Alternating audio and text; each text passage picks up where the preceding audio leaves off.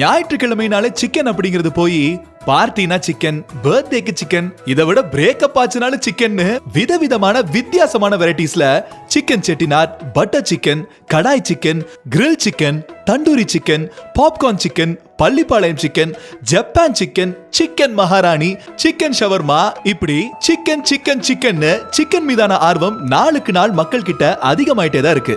நம்ம அஜித் மங்காத்தா படத்துல சொல்ற மாதிரி ஒவ்வொரு நாள் காலையில எந்திரிச்சு இனிமேல் சிக்கன் சாப்பிடவே கூடாதுன்னு மனசுல நினைச்சாலும், சபதம் எடுத்தாலும், அடுத்த நாள் கேஷுவலா வண்டியில போகும்போதோ மொபைல் பார்க்கும் போதோ சர்வமும் சிக்கன் மயமா தான் இருக்கு. நம்ம இந்த வீடியோல பார்க்க போறது broiler chicken versus country chicken, அதாவது நாட்டுக்கோழி.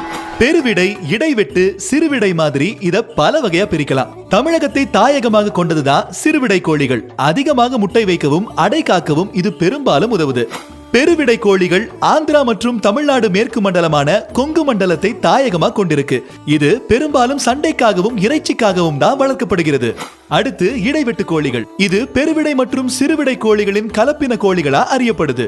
பெருசா எதுவும் இல்லைங்க. நாட்டு தக்காளிக்கும் ஆப்பிள் தக்காளிக்கும் இருக்கிற மாதிரி தான் நம்ம பிராய்லர் கோழிக்கும் நாட்டு கோழிக்கும் இருக்கிற சிறு வித்தியாசம்னு சொல்லலாம். பொதுவா நாட்டுக்கோழிகள் விவசாய நிலத்துல ஓடி ஆடி விளையாண்டு மண்ணுல இருக்கிற புழு, பூச்சி, கம்பு, ராகி, சோளம், அரிசின்னு எல்லாத்தையும் சாப்பிட்டு வளருது. அதனாலேயே நாட்டுக்கோழிகள் நிறைய எலும்பாவும் இருக்கும். நாட்டுக்கோழி இறைச்சிக்காக அனுப்ப 12 வாரம் வரை காத்திருந்து முழுசா வளர்ந்த பிறகுதான் அனுப்புவாங்க. ஜெர்மனில இருந்து இறக்குமதி செய்யப்பட்ட ஒயிட் லெகான் தான் பிராய்லர் கோழியா அறியப்படுது. இது இறைச்சிக்காக வேகமா வளர வைக்கணுங்கிற கட்டாயத்துல ஹார்மோன் ஊசிகள் செலுத்தப்பட்டு சூரிய ஒளி இல்லாம கூண்டுல அடைச்சு 35 இருந்து 38 நாட்களுக்குள்ளேயே இறைச்சிக்காக பிராய்லர் கோழியா அனுப்பிடுவாங்க. முட்டைக்காக வளர்க்கறாங்கன்னா பிராய்லர் கோழிகளுக்கும் சரி நாட்டுக்கோழிகளுக்கும் சரி 20 இருந்து 72 வாரங்கள் வரைக்கும் காத்திருக்கணும். கொழுப்பு சத்துன்னு எடுத்துக்கிட்டோம்னா 100 கிராம் நாட்டுக்கோழியில 4 கிராம் கொழுப்பு தான் இருக்கு. அதே 100 கிராம் பிராய்லர் கோழியில 23 கிராம் கொழுப்பு இருக்கு. புரோட்டீன் வைஸ் பார்த்தோம்னா 100 கிராம் நாட்டுக்கோழியில 21 கிராம் புரதம் இருக்கு. அதே 100 கிராம் பிராய்லர் கோழியில 16 கிராம் புரதம் தான் இருக்கு.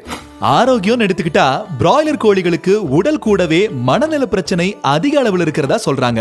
சடன் டெத் சிண்ட்ரோம்ங்கிற நோயால பிராய்லர் கோழிகள் பாதிக்கப்படுது. அதுவே நாட்டுக்கோழிகளுக்கு டோகோசஹெக்சனோயிக் ஆசிட், அதாவது DHA இயற்கையாகவே அதிக அளவுல சுரக்கிறதால மூளை வளர்ச்சி நல்ல ஆரோக்கியமா இருக்கும். என்னதான் நிறைய நன்மைகள் நாட்டுக்கோழியில இருந்தாலும் பெரும்பாலான மக்கள் பிராய்லர் கோழிகள் வாங்க காரணம் விலை மலிவாகவும் எளிதில் கிடைக்கக்கூடியதாகவும் இருக்கு.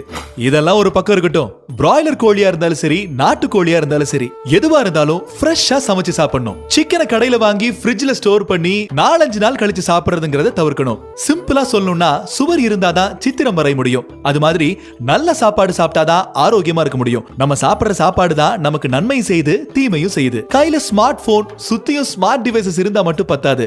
நம்மளும் சாப்பிடுற விஷயத்துல ஸ்மார்ட்டா இருக்கணும். இந்த வீடியோவை வழங்கியோர்.